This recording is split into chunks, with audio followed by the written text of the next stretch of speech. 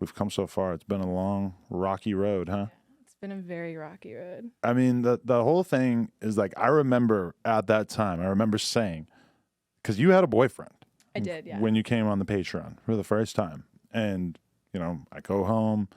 Picture how awkward this is for me. Lena's, like sick at the time or whatever. The baby's super young. So she's in like mega mom mode, feeling like insanely like not hot every second of the day, right? And then I come home and I'm like, listen, I met this girl. She's super young, but she's like really hot. And I think that we gotta fuck with her.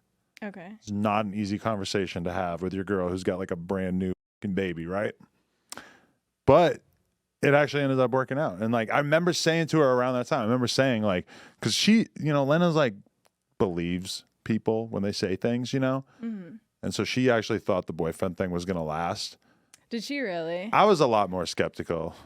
See, the thing with him is he was down to ride. Like, he at first didn't want me shooting porn with other people. But then when I was like, I want to move to LA. Like, I think I really want to pursue this whole porn thing. He was like, he loved me so much that he was willing to stay with me. And Or he realized that you were about to achieve something or be at a level where, you're probably just going to have to accept Adam 22 getting in there. He was also a really big fan of you. I can't even imagine how weird that must have been for him, though. Because, like, so what, like, after you do, because you did your first threesome with me and Lena, like, soon after that Patreon episode. Yeah. Do you just tell him about it?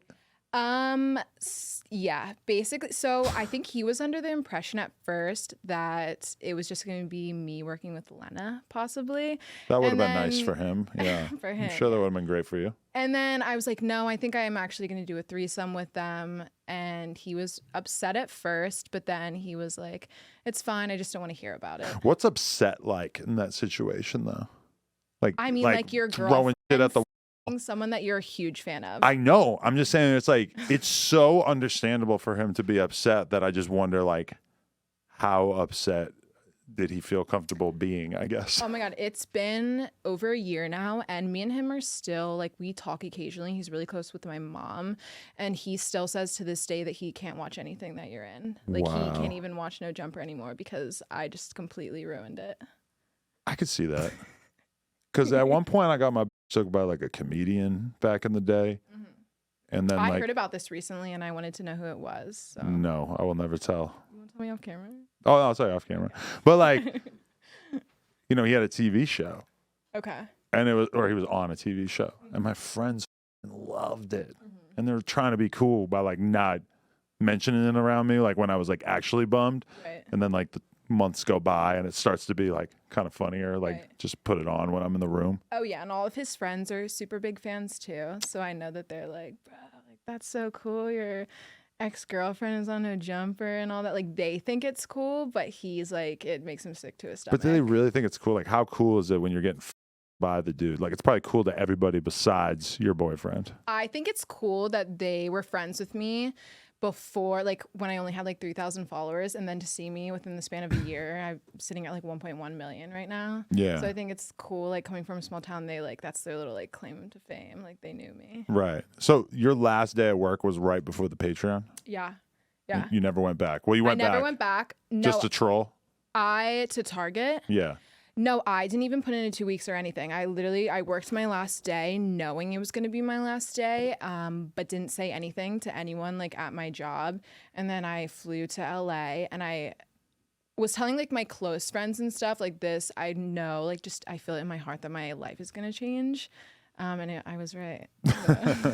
But like, I mean, that's the whole battle for you, is like holding on to being a normal person versus allowing yourself to just fall into the dating celebrities, the drugs, the traveling, clout chasing, like all that's just right there, versus staying in the crib and like watching Netflix and trying to like just kind of hold on to a piece of what kind of person you were before that. Is this accurate? Is this like kind of the battle? I would say for sure, but I think I'm very half and half. Like, I still like 5-6 days out of the week I'm at home in bed with my dog, like just watching Netflix, smoking, whatever.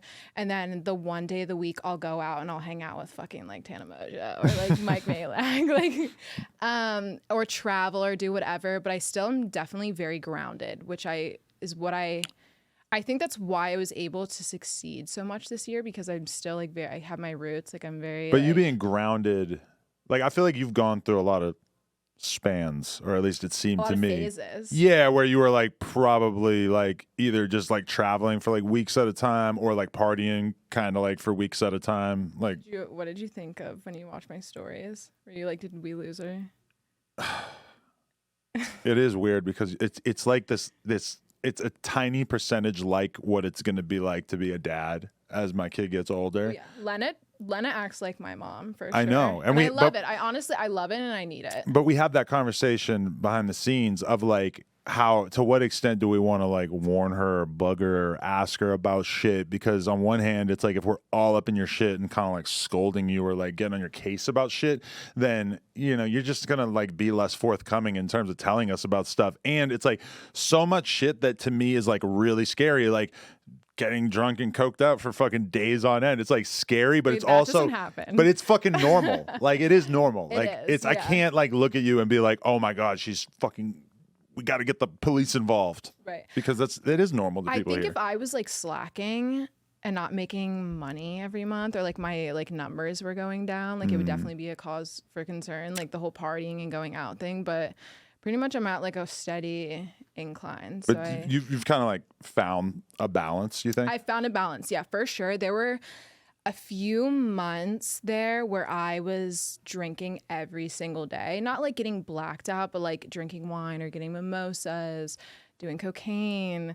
There's definitely been days where we had to shoot something where I was looking at you like, something's going on. Like she don't exactly. Hungover. Yeah, like her face don't look 100% like the way her face usually looks. Something's going on. Yo, we just hit 400,000 subscribers right here on the Clips channel. So if you want to help us out, click subscribe, get us to 500K.